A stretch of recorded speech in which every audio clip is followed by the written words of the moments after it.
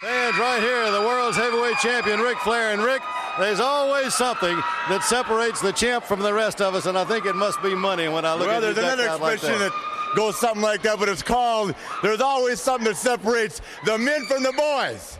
Now, I've been traveling around the world, and everywhere I go, they're saying that Dusty Rhodes is in the Mid-Atlantic area hollering, where's Ric Flair? Where's the world champion? Why does he come out here and stand face to face with me and talk about Starcade? Well, I tell you what, Big Dust, the world champion, and you can say that right, brother, the world champion, Slick Rick, whatever you want to call me, has been traveling from one end of this world to the other, upholding the honor and the dignity, of the National Wrestling Alliance. That's right, Ric Flair, the world heavyweight champion, has been doing it better than any man alive. You know why? Because I'm better than any man alive, and this says so. Custom made, from head to toe. Hey, wait a minute. There's Dusty Rhodes. Look at, he's watching you. I see him back there. All right, Big Dust. You saw me a minute ago. Now it's my turn to talk and your turn to listen. You know, there's three things that Ric Flair has always had a fancy for.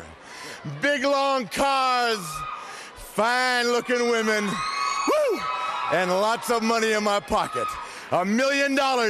Think about it, Dusty Rhodes. All of you out there, think about it. $1 million. And this, you see, this is what cranks me up. This is what motivates me. This is what drives the women wild. I like walking to the airport having them say, here comes Slick Rick. And they're also going to say, there's the man that beat the dream for $1 million. We had, say what? A whole lot of superstars on this stage here tonight. But I want y'all to know one thing. This is my house. And when I say who's word attack skills and vocabulary too. Cover hits in the disc edition, it's all brand new. You're through. I'm interplanetary like Doctor Who. So who? Fuck your beef, no relief. I step on stage, girls scream like I'm Keith. Hear ye, hear ye, hear ye. We come and adjourn again for another episode of Ring Time Pro Wrestling. Keith and Keisha in the building. Keisha, say hi to the people. Hey! Sorry. I'm high off life right now, Keith. I'm high off life right now. You sure that's just life? Positive. I am totally positive. Trust me. All the drug tests and all that kind of nah. Ain't nobody got time to be high for nothing else. Just no. Just say no, people. That's my motto. I'm sticking to it. Just say no. Unless it's water. Say yes to that. Everybody should say yes to that. With that all being said, this is another episode of the fantastic Ring Time Pro Wrestling show. It's going to be short. It's going to be sweet. We're going to get in. We're going to get out. Just to give you your weekly wrestling fix. So, let's get to it. This week it starts off pretty somber. We had some deaths in the wrestling family and the wrestling community. We recently lost Ball Mahoney of ECW fame. Balls is only 44. It was kind of weird because it was just recently that we lost Axel Rotten. Yeah. And it's kind of crazy. So to see his former tag team partner Balls go in a short amount of time. And I mean, I know it's unfortunate, and I do know that like it is a part of the thing that we do. And then like the ECW guys, you know, you're gonna see this a little more common before the other guys that you see. Especially the ones that didn't transition well over to like WWE or the, you know what I mean? Like you gotta remember that style was hard on them, and whatever they had to do to cope to live with that style had some everlasting effects on them, and those effects could have problems with you later on in life. It was reported that Balls had a fall earlier before, you know, that week before he passed away. It was a very bad fall, and he had to use a walker to get around because he injured his hip. Ooh, that's awful. And then he got ill Tuesday, and that was what led to him passing away. So with that, our sympathy goes out to the family of Ball Mahoney. Also, the other death that happened this week, actually it was like last week, towards the end of last week. WWE legend, NWA legend, AWA legend, all-around legend in the wrestling business. Blackjack Mulligan passed away. Blackjack was 72, I believe. For those of you who don't know who Blackjack is, he is one half of the tag team, the Blackjacks, along with Blackjack Lanza. They were managed by Bobby the Brain Heenan. They were probably one of the more iconic tag teams of the 1970s. You are very familiar with the work of his children and grandchildren. His son is Barry Windham, one of the Four Horsemen. He also has son Kendall that wrestled in WCW for a little while. His grandchildren, because his daughter married wrestler Mike Rotundo, had two kids that you know as Bo Dallas, and none other than Bray Wyatt. So those are his grandkids, and that's his lineage to the business. Blackjack is one of the all-time greats as he stands on his own. Wrestled a lot of legendary matches with Andre the Giant. Worked as a tag team with Andre. Worked around a lot of the territories. Was a star everywhere he went. He was a tag team champion with Ric Flair in the Crockett territory at one point. Faced him for the United States title. So you can go on and on and on, but Blackjack was definitely a true legend and true icon, and will be missed. And with that, Keith, let's start the show. Please. Ooh. Let's get into it. So we get to Raw, and Shane McMahon is back. Apparently, last week was not just a one-off thing. Shane McMahon is running Raw. According to the WWE, there was overwhelming social media presence that requested Shane come back. Mm-hmm. Here's the thing. The rating popped, and I'm sure it did. The WrestleMania Raw after always pops. And I'm sure the social media chatter was very high. And I'm glad for it. Also, fans like seeing Shane, man. We missed him. It's been 6 years. Man, they are eating this up right now. They are devouring it. I'm telling you, it's greatness. Everybody's going nuts for Shane McMahon right now. Also, I'm going nuts for Shane McMahon right now.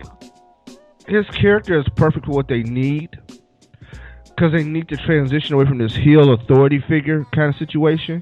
Mm-hmm. It's just kind of useless. It has ran its course. We've been dealing with the heel authority figure since 1997. And we have to get a breather.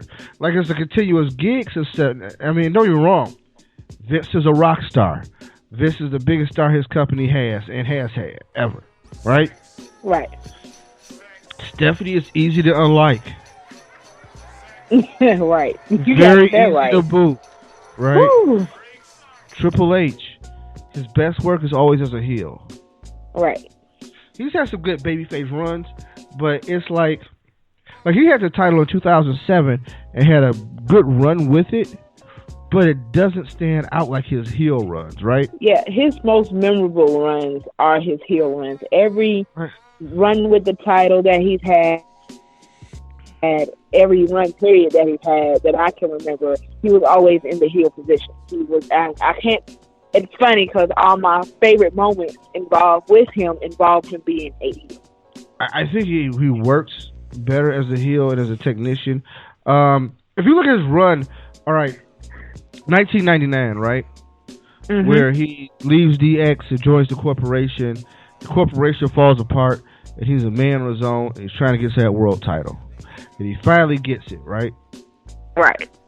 He is nuts when he gets it. He is going off attacking people. He has a show where he goes up and attacks Undertaker and Big Show for no real reason, because he didn't even have a match with them. He went after Kane. Because anybody who looked like they had a possibility of being a number one contender went after by him. You know what I mean? Right. Like he was truly hunting the roster down so they don't hunt him.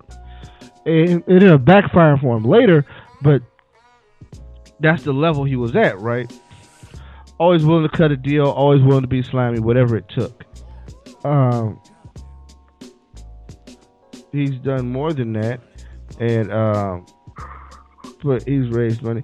It just doesn't go right when he's not bad, right? Right.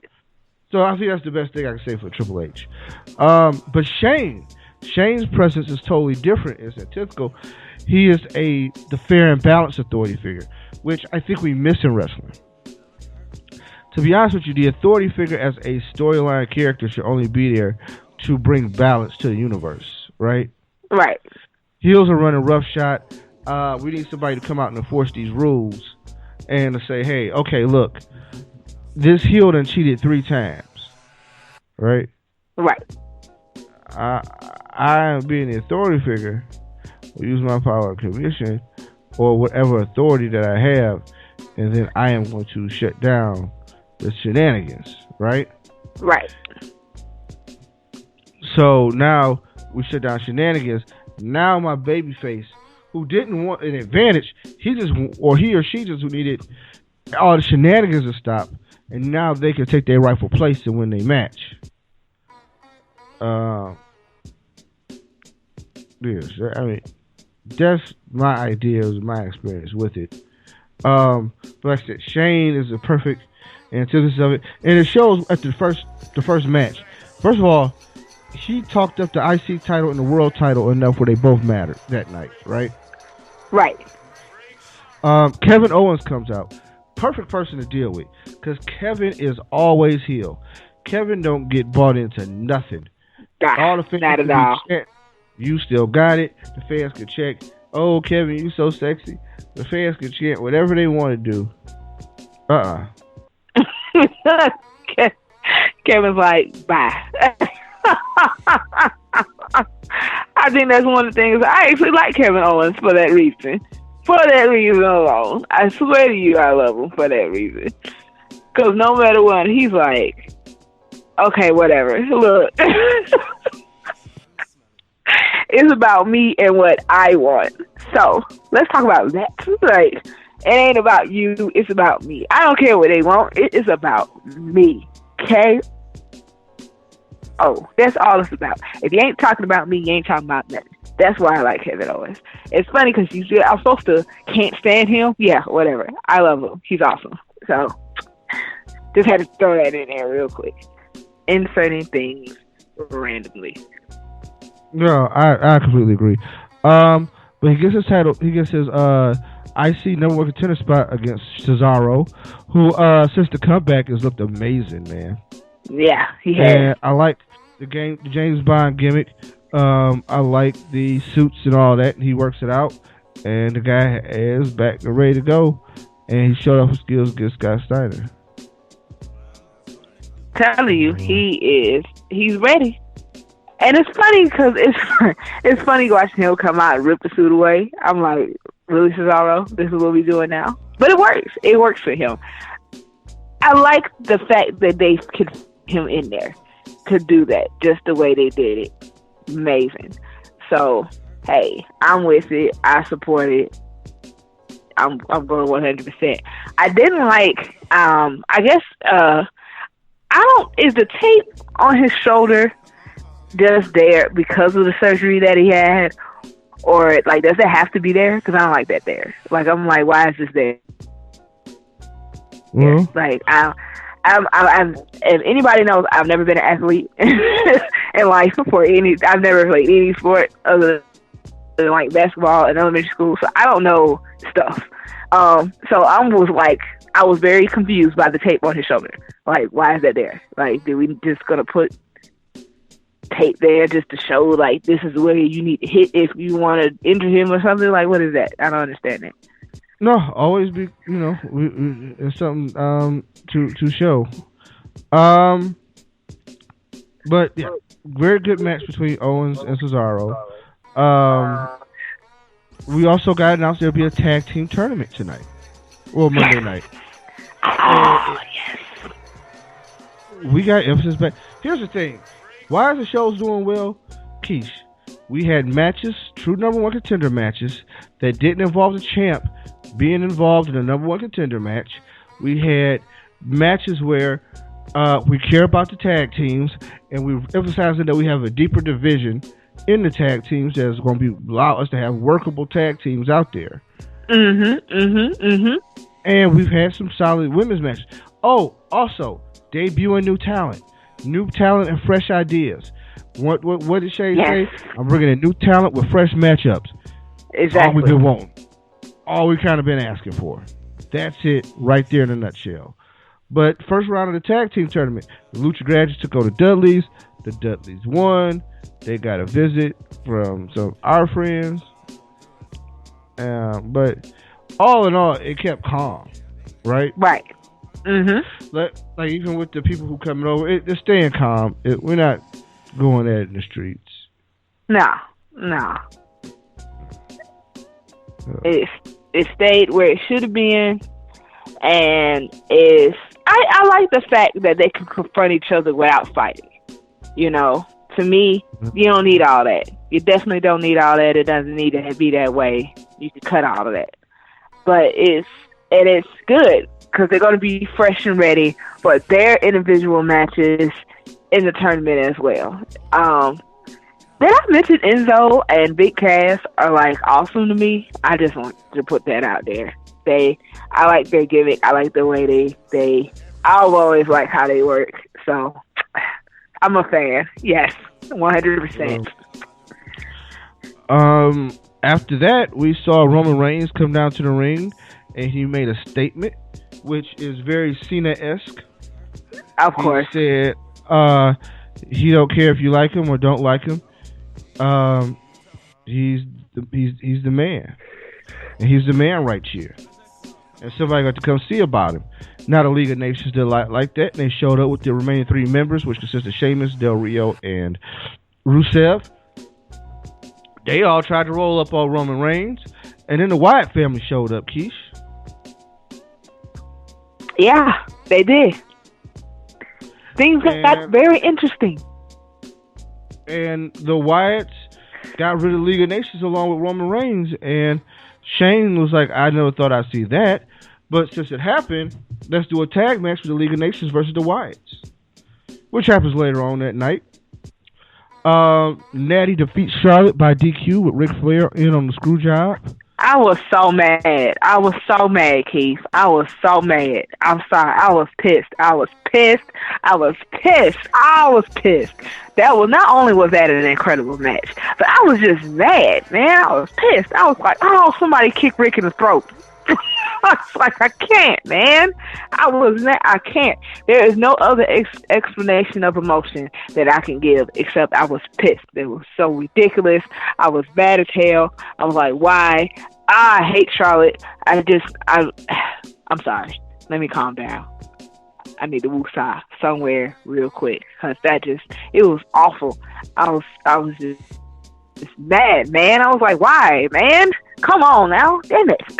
I just couldn't deal. I couldn't deal. That was not how I wanted that match to end at all. No, all just right. No. You was mad. I'm mad because this was a segment they decided to import Dr. Phil. You know I exactly. can't stand Dr. Phil. Okay, yeah, right. But they put him at the beginning of the match. He had valid points. Flair's sucking the life out of Charlotte. He can't be down there no more. Exactly. Her role. I think they like it because the idea is that Nature Boy TV is ratings, right? Right. No. Like, yeah, in 99 no. maybe. Yeah, no, that's not how this works. It's not. No. Just no. No, instead you're feeding into exactly what, of course, the thought process would be if anybody else seen this, the way it went. Charlotte has her fame because of Flair. No, no, Rick, you don't. It was okay, like one match here and there. like for him to be with her all the time, no, Rick. Let her have her moment. Let her shine in her own light. Yeah. Also, what's the novelty of Ric Flair if he shows Because up every you're doing week? too much. Exactly. Right? So I think they gotta repolish that whole idea. Even though they used it again for last night, they cheated, and they didn't cheat. Just how I say this. It was a cheat. You said it correctly. It was a cheat. No, it was a cheat. Well, when I watched it, it got interrupted by an Amber Alert. Which, of course, I'm not trying to see anything else about it. I was just trying to get back on TV. I can't do it. There's been too many of those lately, seriously. Like, I can't. Yeah. So, I don't know. All I know is I'm going to need for that to stop. No, it was a cheat. That's how I'm going to describe it. That's how I saw it. I saw it as a cheat. He cheated. I don't care. Nope. Pulling that ref out of the ring, he cheated. Nope. Because she was tapping. And Natty won the match anyway, but it was by DQ. Which, in my eyes, means nothing. Because you win by disqualification, you still don't get the title. Unless they make some kind of special circumstance, which was not made in this case. So, she was cheated. I can't stand Rick. I need him to not be on. I'm gonna need him not to be ringside. Period. Just no. Somebody please ban him from ringside. Just ban him from the building. Just once. Well, you're not gonna ban him from the building, but banning him from ringside. But maybe they're gonna use that as a stipulation for a bigger match, where like Rick can't be at ringside. Yada yada yada.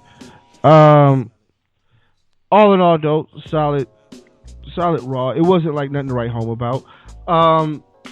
Usos. Well, let's go in order because the main thing I want to talk about is really the big thing. Sami Zayn had a rematch for that number one contender slot for the world title with AJ Styles. If Sami would have done, it would have been a triple threat at Payback with AJ and Rusev. That is correct. Hey, man, there's been some time. There's a little bit of rust. Drew a blank for a second, but that always happens. But no, I thought it was a good idea. Once again, a fresh mashup that we had never seen. And it gave Sami Zayn some exposure. And I'm glad they could bring some of the NXT flavor to the main roster. Speaking of which, the Wyatts joined up with Roman Reigns. So the Wyatt Face turn is complete. Safe to say? I would say yes. I definitely have to say yes. Because I don't... Of course, Bray is being Bray. Bray is going to be Bray regardless. So, the way he acts and everything he does, that's just him. There's nothing we can do about that. Yes, I think that the face turn is complete. Especially if you're teaming up with faces, regardless of the circumstances, and if you are fighting heels, you don't necessarily have to be a face to fight a heel. But in my eyes, yes, they have completed their face turn. It's funny because it's like they're still on that thin line, but I don't see them on this. They're leaning more towards face than anything. So, yeah, they're good. I feel like they're good guys now. Of course, it might get confusing just paying attention to them, but that's just how they are. So, I like the Wyatt family and their weirdness. Everything about them is actually, it's funny listening to Bray speak, because sometimes if you're not really paying attention, you'll be looking like, huh? What do you say? I don't understand that. That whole speech just went way over my head. But, it's cool. But yeah. So, yeah. I think it's safe to say that at this point. I really do. So, we got a good match out of Zayn, AJ. AJ retains the match to keep it down to 1-on-1. So, Usos wrestled. as part of the tag team tournament, and they won. They defeated the Social Outcasts. But they got introduced to the Bullet Club. Keish, Carl Anderson and Doc Gallows are here in the WWE. I was screaming when they came out. I was like, yes, thank you, Jesus. Finally, thank you. They debuted, much to a lot of people's speculation, on the main roster. They won't be doing any NXT, which is good. Gallows know the system anyway. Gallows been there before. They ready and ready to go. The company recognized they deal with a worldwide phenomenon. A worldwide phenomenon that has not even signed officially 100% yet. So, be on the lookout for that. But, man, these talents, you gotta remember, they were going to go to TNA. Right. At first. TNA, when they went Crown Wolf, was like, hey, man, we had deals in principle on the table for AJ and for the Bullet Club. I don't know what it was for, but it couldn't have been for that much.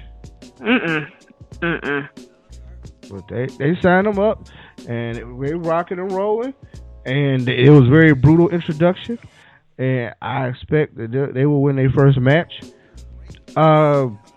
Because they've wrestled over in Japan for a long time. I don't think you get to realize how new they are till you watch them here. I know they look good, and I can't wait to see them in the ring. Yes.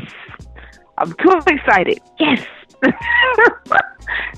I'm not even going to say, excuse me, people. Y'all just got to deal with my excitement. Yes. Thank you. Oh. That's how you feel when you see it like that. You can't help but, you can't contain it. You can't contain it. If you contain it, then you lose it. You start to just kind of explode with happiness, which is a great thing. But no, I'm not containing nothing. I was excited. I'm enjoying this. This is awesome. So it's just a cry. It's answering the cry that everybody wanted, and that is to see if this is actually going to happen. Because how long have we been talking about the Bullet Club actually being in the WWE? It's been a while. Here's the thing. Some rumors are true. They hyped up that they was having Nakamura, AJ, and the Bullet Club. I was doubtful they were going to get all four. Keisha, they got all four. All biggest four. Company in the world is locked down. Like, it's whew. And they got enough guys to do an invasion angle. They keep talking about New Japan and these different people from Japan. They got enough guys to do an invasion angle. Exactly. It's just all, depending on how things work out. But like I said, they got enough guys to do an invasion angle. All in all, though, solid Monday night show. I think people got a lot out of it. Once again, the newer, fresh matchup is a good idea. And let guys work out what they work out on the road. But then, make sure they do the right standard procedures and processes, and we should be good to go. What are you saying? Right. All right. Generally, we take a break, but we're going to power on through because it's a short show. So we just go do the birthdays. We did not do the birthdays last week. This week, April 11th would be the start of the week, which would have been like Monday. We really didn't do anything for that. Harley Race and Goat does both celebrate their birthdays on April 11th. There were no more birthdays until April 14th, which will be when you get this show on Thursday. Lita, Hall of Famer, celebrates the birthday. On Friday, the day after, Austin Aries will be celebrating the birthday. And on Saturday, Vicky Guerrero will be celebrating her birthday. And that is it for the birthdays. So, Keith, the most interesting news story that comes out of this week in wrestling, right? Scott Steiner witnesses an attempted murder outside of his restaurant. God, that was so random. Like, I'm sorry, Keith. That has to be one of the most random stories of the week. Like, and I watch the news every day. Like, that has to be one of the most random wrestling stories of the week. Like, I'm like, for real? Well, we got the news clip right here. Tonight, new details. Police say one driver chased another driver for miles through Cherokee County, all the while shooting at him with a gun. Tonight, that man is in jail, and now we're learning new details about what police thought to be a road rage incident. Dante Renzulli live at the Hardee's restaurant in Ackworth, where that violence ended. Dante. Well, Mike, the first witnesses that police came across naturally assumed this had something to do with road rage because the two men involved were driving cars and having some type of argument. But now we're learning all new tonight that these two men knew each other before this. Police say an Ackworth man was running for his life last night, trying to get away from this man who was relentlessly pursuing him. Tonight, Ronald Beswick Diaz is in the Cherokee County Jail, charged with trying to kill 35-year-old Joseph Wendell Parker. Witnesses first noticed there was trouble when the two men were parked in the middle of the street and yelling at each other. Well, yeah, it started down in 92, the Kroger down there, and they were shooting all the way up here, and then this is where it came to a head. So I guess they had to stop somewhere, and just unfortunately it stopped at this corner. I spoke to a man who owns a restaurant near the Hardee's in Ackworth, where the victim crashed his SUV trying to escape from his pursuer. Police say Parker was shot multiple times, but he's going to survive. Everybody was just scattering, you know. It was pretty freaky, but you know, it's a once-in-a-lifetime thing. This is a pretty mellow place around here. So. Police said you guys had video of this guy running through the restaurant? After the crash, the suspect was caught on surveillance video inside the Hardee's, searching behind the counter for the victim. He took off before he found him. Now tonight, police are saying the victim knew the man who was after him. I stopped by the victim's house in Ackworth today, hoping to find someone who could explain why the suspect wanted him dead. But no one was home. And along the way, before he got to the Hardee's, the victim tried to stop at a police department for help, but it was after hours and the building was closed. So what was this dispute that set all these violent events in motion? Well, I'm still working with police to figure out exactly what that was. Reporting live in Cherokee County, I'm Dante Renzulli, CBS 46 News. Thanks, Dante. And a developing story today. Yeah. Apparently Scott Steiner was a man on the street. It was Scott Steiner. You see, it's funny because it's funny because you know you usually see witnesses talk on the news about how they saw this and they saw that and this, that, and that, and all that kind of stuff. I seen it. You though. never, right? I seen it all. Right. That's exactly how they be. And they be so excited. And they be all in the camera and all on the microphone. Like, I'm telling you. And you're like, really? But for it to be Scott Steiner, like, yeah, man. You know, like, wait, whoa, time out. Like, is this for real? Are y'all playing with me? Like, this ain't a real story. This is a real story? Like, for real? Real story. I can't. I'm sorry. It's like, that's something you have to really take in as a wrestling fan. You have to be like, wait, is this real? The people who were interviewing him didn't really know who he really was. They didn't really care. It's just Scott Steiner, random dude. Right. That's all they're going to put. They asked his name. They were like, what's your name? My name's Scott Steiner. Oh, okay, cool. Scott Steiner's his name. Yeah, Scott Steiner. Mm-hmm. But yeah, Scott Steiner, basically there was an incident where somebody got chased down, ran a car into a building at a Hardee's. People started busting shots. Now, Scott Steiner was not at the Hardee's, he was next door. Scott Steiner owns a Shoney's next door. Didn't know there was a lot of Shoney's in the league still, right? Yeah. But apparently, this Shoney's is special. This Shoney was bulldozed last year. Scott Steiner bought the Shoney's, bulldozed it, and had it rebuilt. So it's a brand new Shoney. Brand new Shoney's with grand opening that featured Kevin Nash, Jeff Jarrett, Rick Steiner, and Marcus Buff Bagwell, all there for the grand opening of this Shoney's. Where is this? Oh, Ackworth. Very mad I missed it. Are you kidding me? Glad I missed the attempted murder. Mad I missed the grand opening. I want to clarify which one I'm glad. Which one I didn't want to miss. But, Ackworth. Yeah, Ackworth, Georgia. It's in Cherokee County, which is the next county over from where I live, I'll give you some more rundown. I told you about his brother Rick a long time ago. So apparently they both live in Ackworth. This is what I can get from the Steiner story. Right now, in retirement, they both live in Ackworth. Rick Steiner is there, not just because of he's his brother, but just for political reasons. Because when you're on the school board, you might want to be at somewhere like that. I'm pretty sure. Yes, Rick Steiner is on the school board in Cherokee County. So take that. Also, no, I laugh because this ain't for real right now. Like, this is not reality. Rick Steiner is a member of the school board, has been a member for a little while. Flip that up. He probably sold Scott the land that the Shoney's was on, or sold Scott the building or whatever. Why? Because Rick is a highfalutin real estate agent by day up there in Ackworth who has a variety of properties.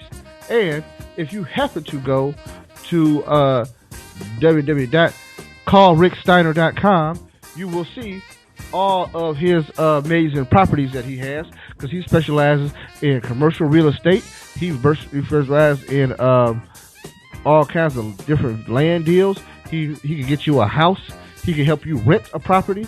He can help you rent a business and storefront. It don't matter. He is an all-service, full-service real estate agent. Yes, the dog-faced gremlin is. So, this is what happens where wrestling grows up. So, yeah, right.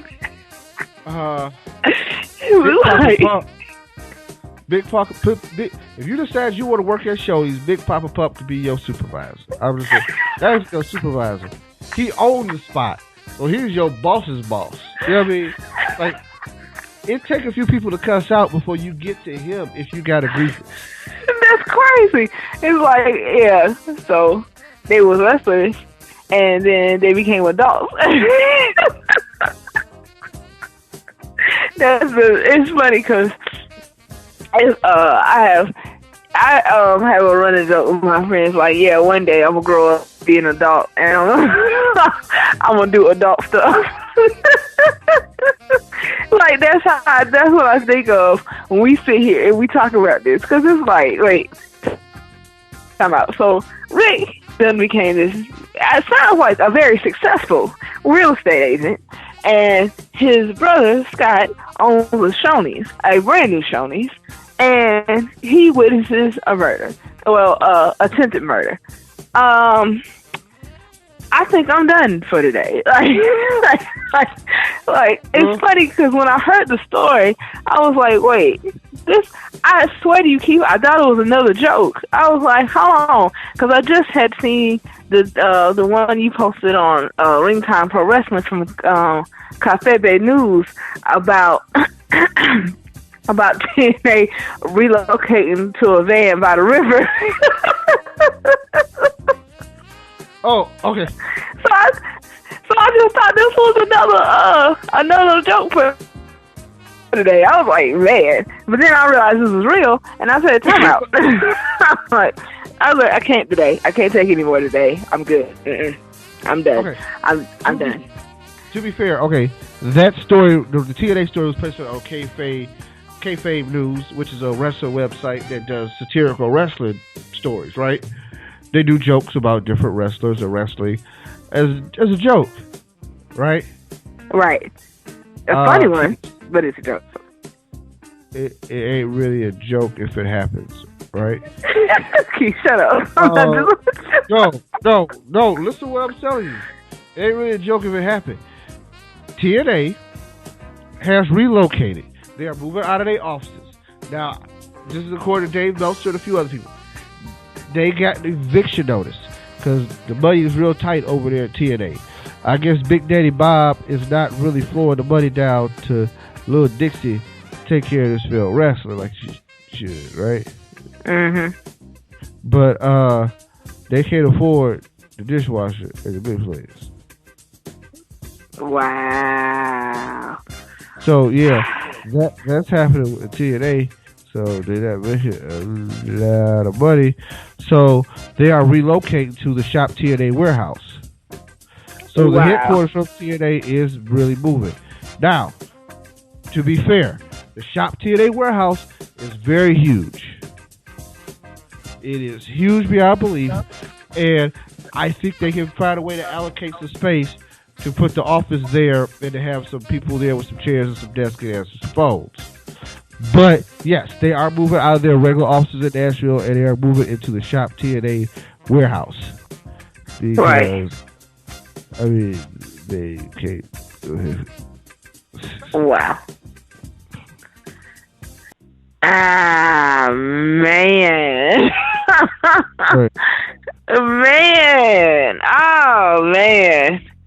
Whew. Yeah. So, I say that, and we'll get back to TNA in a minute because I'm going to ask you some questions about TNA. The WWE announced they've signed up 10 new recruits for the Performance Center. I went down the list. A lot of names didn't really stick out. What did stick out to me, out of those 10, about 7 of them are women. So, when I say they committed to this women's right, they committed, man. Yeah, and I'm glad. More women! I'm all up for the women's wrestling. More women. More women. It's past my time, but more women. I'm just saying. Shane McMahon is being sued. He is being sued by a lady over some stuff with his You On Demand company. For those of you who don't know, Shane was the CEO of a company called You On Demand, which is an online streaming service in China. The U.S. is a lawsuit in the U.S. court, though. Shane is not the active CEO anymore, but he's chief financial officer, and he still, does a lot with the show. But Shane's been over there working. This lady sued him for like 2015. And I'm sure the lawsuit is frivolous because it really don't have any standard bearing. And you've been holding on to a escape for like 2 years and ain't put this up somewhere. I don't know. But yeah, like they're bad. There's some residual royalties or something. I don't know. The lawsuit is like 15 pages, and I really didn't feel like going through all of it. Of course not. So, I'll read it later on this weekend. I have some thoughts for you because I'll probably actually get to see some of the match. Okay, but also, so yeah, Shane gets sued. Keish, what do you think of the prospects of TNA right now? They're not looking good. I'm sorry. I'm saying I can never figure out TNA, and just when I think they're done, every time I want to just put that dirt over the coffin, they keep coming back. They are like the cockroaches of wrestling. Like I said, they will survive a nuclear holocaust, but they don't. They still try to get in appearance that they don't. I say it doesn't look good because I don't know. Their future is very unsure, and you're right.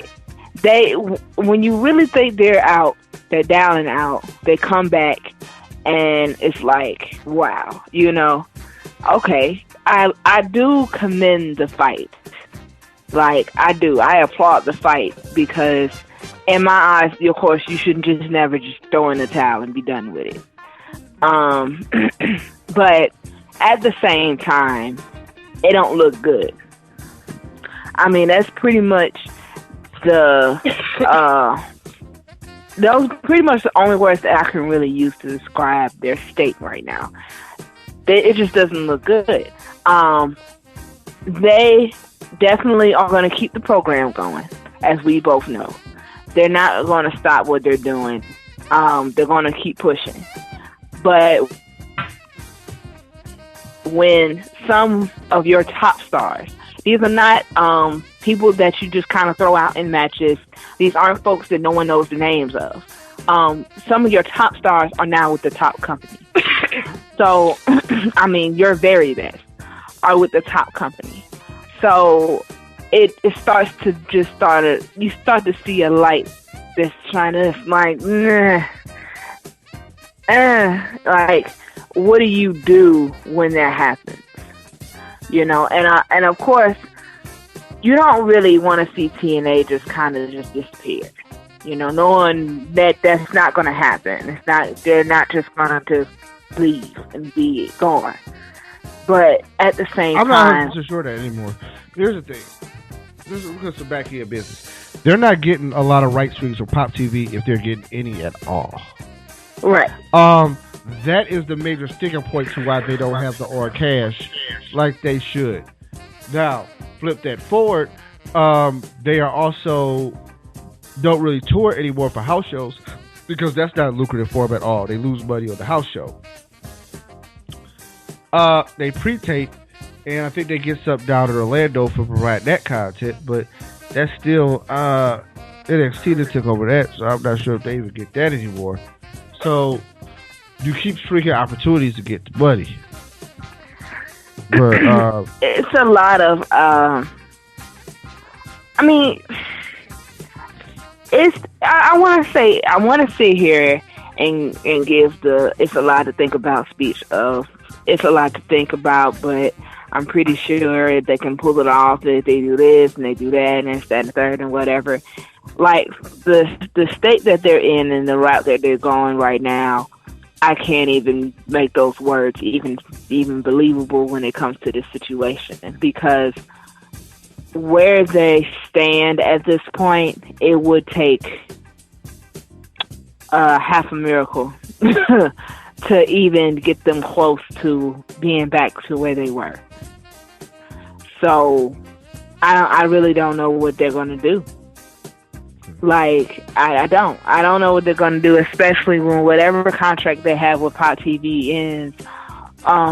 It's a whole, and even though it doesn't really have to end, because, you know, network can pull a show when they want to. So, it really just comes down to how long will they survive? And it's a question that I never thought I would see myself asking, but at the same time, looking at the circumstances, it's the only one that I can ask right now. Is how long is TNA going to survive? No, I mean, it's a very legitimate question. It's kind of like at this point, what can they do to keep the movement going? And I don't have a lot for you, right? Like I don't really have a lot for you. I'll say this. Like I said, they keep finding a way to survive. What I've heard is that the major sticking point, they have investors who want to come in and put money up, but they want to be 51% owner. And Dixie isn't letting it happen. So, and the question is, I mean, but I understand why she wouldn't let it happen, but it's just like, why, Dixie? Like, why won't you let it happen? Don't you think this is going to help you? I mean, who knows?